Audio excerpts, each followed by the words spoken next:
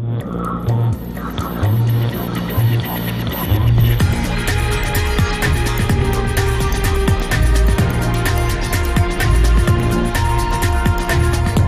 Line میں آپ کو ایک بار پھر خوش آمدید کہتے ہیں۔ جس طرح سے ہم بریک سے پہلے بات کر رہے تھے، حکومت کے غیر سنجیدہ رویے کی وجہ سے ڈرون حملے جاری ہیں اور ملکی سالمیت پر بڑے بڑے سوالات کھڑے ہیں۔ ان کا جواب شاید کبھی مل پائے گا یا نہیں۔ اب اپنی گفتگو کا جو سلسلہ اسے اور آگے بڑھاتے ہیں۔ حکومت کے اندر موجود بہت سے لوگ ہیں اور حکومت سے باہر بھی بہت سے لوگ ایسے ہیں جو یہ کہتے ہیں کہ یہ ہماری اپنی جنگ ہے، ہماری اپنی بقا کی جنگ ہے، اس جنگ میں ہمیں دہشت گردوں کو جو ہے وہ ختم کرنا ہے۔ لیکن دوسری جانب ڈرون اٹیکس کے سلسلے میں جو بڑے بڑے دہشت گرد پیدا ہو رہے ہیں، ایک انسانی المیہ جنم لے رہا ہے، وہاں پہ پورے کا پورا خاندان جو ہے ڈرون حملوں کی نظر ہو جاتا ہے، اور امریکی خود مانتے ہیں کہ جو ڈرون اٹیکس ہوئے ہیں اس میں ہم کوئی بڑی قیادت کو نشانہ بنانے میں ناکام رہے ہیں۔ تو کیا ایک دو بڑے ٹارگٹ کے لیے ہزاروں معصوم انسانوں کی جان لینا انصاف ہے؟ اسی سلسلے میں مزید ہم بات کرتے ہیں۔ ارشد صاحب، یہ بیان کیجئے گا کہ جس طرح حکومت کے اندر لوگ جو ہیں وہ کہتے ہیں کہ یہ جنگ ہماری اپنی جنگ ہے، کیا آپ اس بات سے اتفاق کرتے ہیں؟ جی، میں اتفاق بالکل نہیں کرتا۔ یہ پاکستان کی جنگ نہ پہلے تھی، نہ اب ہے، نہ ہونی چاہیے، کیونکہ یہ امریکہ کی جنگ ہے۔ اور آپ دیکھیے کہ 9/11 کے پہلے ہمارے ہاں کتنے دھماکے ہوا کرتے تھے، کتنے دہشت گرد ہمارے پاس ہوتے تھے، کتنے مدارس کے اندر سے باہر نکلنے والے لوگ خودکش جیکٹیں لیے گھومتے پھرتے تھے، ایک بھی نہیں تھا۔ یہ رد عمل ہے، جس طرح ابھی وائس ایڈمنسٹر سے بات کر رہے تھے کہ یہ رد عمل ہے ڈرون حملوں کے حوالے سے۔ آپ نے خود بات کر دی کہ بے گناہ زیادہ مرتے ہیں، لیکن اصل میں جو بات ناصر ہے وہ یہ ہے کہ حکمران جو ہیں ہر معاملے کے اندر یہ کنفیوژن پیدا کرتے ہیں۔ ایک مسئلہ کوئی بھی آپ لے لیجئے، یہ جان بوجھ کے اس کو متنازع بنانے کی کوشش کرتے ہیں تاکہ اس کا حل نکلنے ہی نہ پائے۔ آپ دہشت گردی کی جنگ لے لیجئے، کوئی واقعہ دہشت گردی اگر جنگ ہماری ہے تو پھر جب کبھی کہیں بھی دہشت گردی کی بات ہوتی ہے تو مجھے یہ اگر آپ اجازت دیں تو میں یہ حکومت سے اور اسپیشلی رحمان ملک صاحب سے پوچھ لوں کہ ان کے پاس کون سا اعلیٰ دین کا چراغ ہے کہ ابھی واقعہ ہوا نہیں ہے کہ آپ فوراً آگے ٹی وی پہ آ کے کہہ دیتے ہیں کہ اس میں تو طالبان ہے، اس پہ القاعدہ ہے۔ اور جب بات دلائل سے کی جاتی ہے تو پھر ہمارے دانشور بھی اور ہماری عسکری قیادت جو ہے، جو معاملات کو سمجھتی ہے، جن کو سوجھ بوجھ ہوتی ہے، وہ دلائل کے ساتھ یہ ثابت کر دیتی ہے کہ اس میں طالبان یا القاعدہ ہو نہیں سکتا۔ اس میں مہران بیس کی بات دیکھ لیجئے کہ پہلے دن انہوں نے آ کے یہ کہہ دیا، چند سیکنڈ کے بعد یہ کہہ دیا کہ طالبان، لیکن بعد میں لوگوں نے کہا کہ بھائی اس کا فائدہ کس کو ہوگا؟ یہ دیکھیے، پھر بات بھارت کی طرف چلی گئی اور کہیں اور چلی گئی، پھر چلی گئی امریکہ کے ایجنٹ جو پاکستان کے اندر گھوم پھر رہے ہیں۔ اس لیے یہ حکومت خود چاہتی ہے کہ کوئی بھی ایسا ایشو، اس کو کوئی بھی جس کو حل کرنا ہے، جس کی ذمہ داری حکومت کی ہے، وہ اس کو متنازع بنا دیتی ہے۔ اس پہ سونے پہ سہاگا یہ ہے کہ جو ہماری اپوزیشن ہے وہ بھی خاموش بیٹھی رہتی ہے، پراسرار اس کی خاموشی ہوتی ہے، اس کا بھی رد عمل نہیں آتا۔ آپ دہشت گردی کی جنگ لے لیں، آپ ڈرون حملے لے لیں، آپ کوئی بھی معاملہ لے لیجئے، مجھے بتائیے کسی معاملے پہ اتفاق رائے ہے؟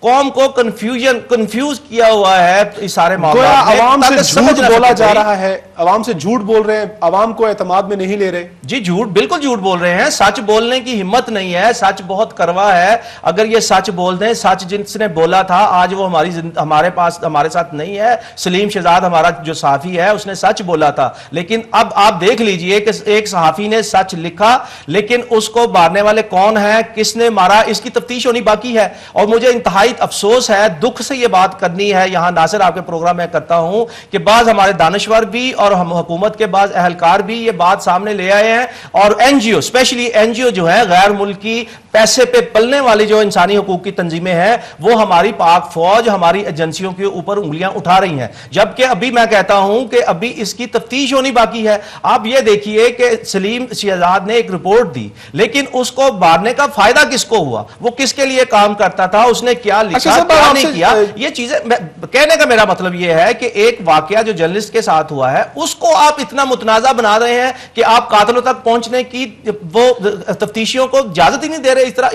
اس طرح یہ چھوٹا سا معاملہ ہے، ایک صحافی کا معاملہ۔ बड़े बड़े जो इश्यूज है, मेहरान का जो बेस का मामला है, एबटाबाद का जो वाकया हुआ है, आप उसको भी देख लीजिए, उसको भी कंफ्यूज किया जा हुआ है ताकि आवाम को सही सूरत सूरत हाल सामने आ ना सके। जावेद इकबाल साहब, आपसे जानना चाहूंगा, जिस तरह से ये अरशद साहब ने भी फरमाया है कि अवाम से झूठ बोला जा रहा है, कंफ्यूज किया जा रहा है। अब आपसे एक और सवाल करूंगा, जिस तरह से कुछ लोगों की आरा ये है कि किसी मुल्क को अगर दिफाई तौर पर कमजोर करना हो तो फिर उस मुल्क के जो अवाम है और उस मुल्क की जो अफवाज है उनके दरमियान दूरियां पैदा की जाएं। तो आपको लगता नहीं है कि एक मंसूबा साजी के जरिए, एक साजिश के जरिए पाकिस्तान की जो सिक्योरिटी फोर्सेस हैं और अवाम के दरमियान दूरियां पैदा की जा रही हैं ताकि इस मुल्क को दिफाई तौर पर ज्यादा कमजोर किया जाए? ये सबसे बड़ा झूठ है। आप ये देखें कि कोई भी इंक्वायरी जो होती है, अगर इस जगह पे आग लग जाए और इंक्वायरी ना की जाए तो हमें पता नहीं लगेगा कि आग कैसे लगी है। इसी तरह डिफेंस फोर्सेस जो होती हैं वो पानी का बुलबुला नहीं होती हैं कि किसी ने ये पिंच बो दी तो वो हो गया, या दूरियां। अवाम और फौज जो होती हैं उनके दिल आपस में धड़कते हैं। अगर आपस में नहीं धड़केंगे तो कितनी बड़ी फन्ने खान फौज हो जाए वो मुल्क को नहीं संभाल सकती। ईस्ट पाकिस्तान का मिसाल है। इसीलिए मैं ये समझता हूं ये एक और साजिश की जा रही है ताकि जिन लोगों पे ब्लेम आना चाहिए, जो लोग कसूरवार हों, वो कभी भी मंजर आम पे ना आए और हम इसी चक्कर में जो गंद है वो कारपेट के नीचे दबाते रहें। और इस किस्म का प्रोपेगेंडा किया जा रहा है कि सारी दुनिया भी आपके फौज पे उंगलियां उठाती हैं, आप भी उठा रहे हैं। ओ भाई, अगर मेरा बेटा अगर कोई कहे कि ये डाकू है और तो मैं उसको ना पूछूं, वो कहेंगे सारी दुनिया भी डाकू कह रही है तो आप भी डाकू कह रहे हैं। ये क्या बोधी दलील है? और ये जो दानिश्वर हैं इस किस्म के, वो झूठे दानिश्वर हैं। और उनमें एक कैटेगरी वो मम्मी डैडी ग्रुप दानिश्वरों का है जिनको के बाहर के विजिट मिलते हैं, बाहर के ट्रिप्स मिलते हैं, बाहर की पेमेंट होती हैं, और वो दानिश्वरों को पता ही नहीं है कि पाकिस्तान क्या है। अरशद साहब, आपके ख्याल में ये क्या है? जिस तरह से जावेद इकबाल साहब कह रहे हैं कि ये बिल्कुल झूठ बोला जा रहा है। मेरी अर्ज करने देखिए, जो आर्मी नेवी हमारी एयरफोर्स जो है वो अल्हम्दुलिल्लाह एस्टैब्लिश्ड फोर्सेस हैं। वो कोई इतनी उनके ये नहीं है कि वो यकदम धक्का देने से गिर जाएंगी। उनमें माशाल्लाह अपने वतन की दिफा की सलाहियत है, और मैं बिल्कुल जिम्मेदारी के साथ कह रहा हूं। और मैं आपको ये भी बता देता हूं कि वो हमारे मजबूत इदारे हैं। ये सिर्फ इस तरह बातें करने से वो हवा में नहीं उड़ जाएंगे।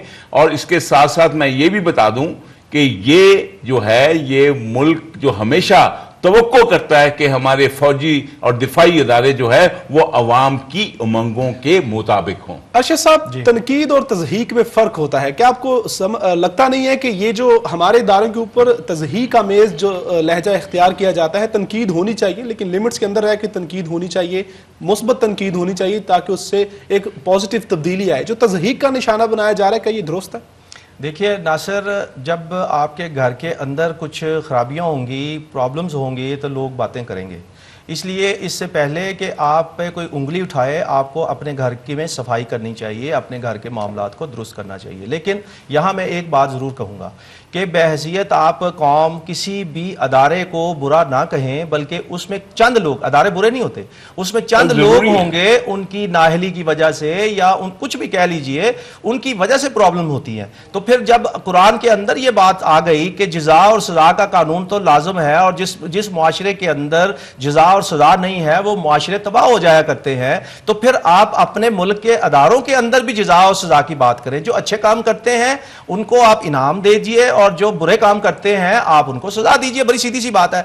अब अगर किसी से गफलत हुई है, अगर किसी से लापरवाही हुई है और मुल्की नुकसान हुआ है, तो फिर उसको पूछा जाना चाहिए। लेकिन मैं कहता हूं कि पूछें आप, मैं पूछूं, पाकिस्तान की आवाम पूछे। ये बाहर के लोग, पाकिस्तान के जो दुश्मन हैं, जो पाकिस्तान को हमेशा बुरी निगाह से देखते हैं, वो हमारे अदारों पे, और स्पेशली मैं कहूंगा कि हमारी फौज या हमारे हसास अदारे जो हैं मुल्की सलामती के, उनको क्या तकलीफ है कि वो हमारे इन अदारों पे तनकीद करें। हम उनकी इस्लाह करें, हम उनसे बात करें, हम उनकी कुताहियों की बात करें, लेकिन वो क्यों करते हैं? इसलिए उनको बात है। आप देखिए जी, ये अगर हमारा DGISI अमेरिका के लोगों से डायरेक्ट मिलेगा तो फिर वो तनकीद का हक रखते हैं। अगर हमारा जो आर्मी का जो चीफ है دیکھیے یہ ایک جو آرمی جب پرائم منسٹر آتا ہے تو پرائم منسٹر کے نیچے یہ لوگ ہوتے ہیں. اگر یہ اپنے جوتوں سے ان کا سائز بڑھ گیا ہے تو ان پہ تنقید ہوگی. لیکن ان کے جوتوں کے سائز بڑھائیں کس نے ہیں؟ جب بونے بونے سیاستدان ہوں گے, بونے بونے حکمران ہوں گے, تو پھر خلا تو بنتا ہے, تو کسی نے تو خلا پر کرنا ہے. دیکھیے بات یہ ہے کہ خلا جو ہے وہ امریکہ نہ پر کرے, یہ بھی امریکہ کی طرف نہ دیکھیں خلا پر کرنے کے لیے, اپنے عوام کی طرف دیکھیں. اور اگر دیکھیے کہ اگر میں بالکل اگری کرتا ہوں کہ اگر گھوڑا منہ زور ہے تو سوار بھی تگڑا چاہیے, لیکن اس کے ساتھ ساتھ میں نہیں سمجھتا ہمارے جو فوجی ادارے ہیں, آرمی ہے, نیوی ہے, ایئر فورس ہے, اس میں جوانوں نے اور جونیئر افسرز نے پوری قربانیاں دی ہیں, لیکن جہاں پہ غلطیاں ہیں وہ ہے. جاوید اقبال صاحب, پروگرام کا وقت چونکہ آخری مراحل میں, آپ سے یہ جو آخری سوال آپ سے جاوید صاحب کروں گا وہ یہ ہے کہ آپ کے خیال میں اب تبدیلی کیسے ممکن ہے؟ جس طرح سے ارشد صاحب نے بھی فرمایا اور آپ نے ان کی بات سے اتفاق بھی کیا کہ جھوٹ پہ جھوٹ بولا جا رہا ہے, عوام کو اعتماد میں نہیں لیا جا رہا, پارلیمنٹ کی قرارداد ہے اس پر عمل کرنے کو تیار نہیں ہے, تو ان حالات کے اندر ہمیں کس طرح تبدیلی لے کے آنی ہے؟ کیا رائے ہے آپ کی؟ میری رائے یہ ہے کہ یہ اگر یہ واقعی ذمہ وار ہیں پارلیمنٹیرین, ان کو خود مستعفی ہو کے نیا مینڈیٹ لینا چاہیے. اور یہ کوئی جمہوری چیز ہے. اٹلی میں 10 دفعہ مڈ ٹرم الیکشن ہو چکے ہیں, اور اگر یہ نہیں ہوتا ہے اور ہمارا یہ ملک اسی طرح ڈوبتا رہے گا تو پھر عوام کو اپنے اپنے علاقے کے ایم پی اے اور ایم این اے کا گھیراؤ کر کے ان سے یہ جواب حاصل کرنا کہ تم کس لیے بیٹھے ہو وہاں پہ, اور جب تک عوام اس کو نہیں اپنائیں گے کچھ نہیں ہوگا. ارشد صاحب, ڈرون اٹیکس کیسے ختم ہوں گے, اس کے اوپر آپ پلیز کامنٹ کیجئے.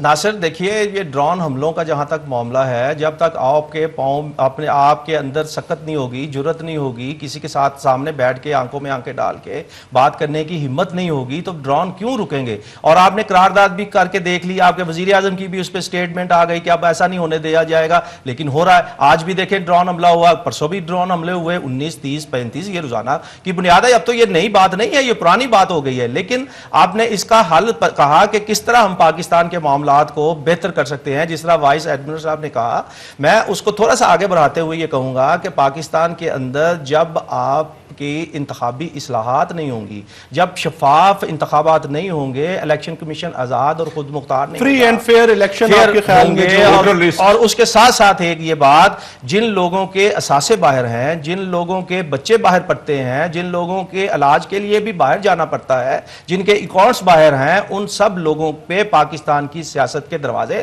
بند کرنے ہوں گے, اور پاکستان کی ان این جی اوز کو, ان انسانی حقوق کی تنظیموں پہ پابندی لگانی ہوگی جو باہر سے پیسے لے کے پاکستان کی سلامتی پہ انگلیاں اٹھاتے ہیں, پاکستان کے اداروں کو کمزور کرنے کے لیے جدوجہد. بہت شکریہ ارشد یاسین صاحب. جس طرح سے آج کی اس نشست میں ہم نے کوشش کی کہ ڈرون اٹیکس کے حوالے سے بات کر سکیں, میں مشکور ہوں central vice president Pakistan Tehreek Insaf admiral retired Javed Iqbal صاحب کو, انہوں نے ہمیں وقت دیا اور اس پروگرام میں شریک گفتگو رہے, اور ہمارے ساتھ شریک گفتگو رہے سینئر تجزیہ کار اور اینکر پرسن جناب ارشد یاسین صاحب, جنہوں نے ہمیں اس پروگرام میں جوائن کیا. ہم نے آج کوشش کی ہے کہ ڈرون اٹیکس کے جو اسپیکٹس ہیں, کانسیکوینسز ان کے حوالے سے بات کر سکیں, اور ہمارے شرکائے گفتگو اس بات پر متفق ہیں کہ حکومت ڈرون اٹیکس کے حوالے سے اور جو پالیسی اس وقت ٹورڈز وار اگینسٹ ٹیررزم ہے اس حوالے سے مسلسل عوام سے جھوٹ بول رہی ہے. تبدیلی کیسے ممکن ہے؟ فری اینڈ فیئر الیکشن ہو اور ہمارے حکمران صرف اور صرف پاکستانی بن کر سوچیں تو پاکستان کے اندر تبدیلی ممکن ہے, ورنہ پاکستان ایک دوراہے پر کھڑا ہے جس کی منزل کا شاید کسی کو پتہ نہیں ہے. آج کے اس پروگرام کا وقت یہیں پر اختتام پذیر ہوتا ہے, اس دعا کے ساتھ کہ اللہ تعالیٰ پاکستان کو اپنے حفظ و امان میں رکھے. ناصر محمود کو اجازت دیجیے, اللہ نگہبان.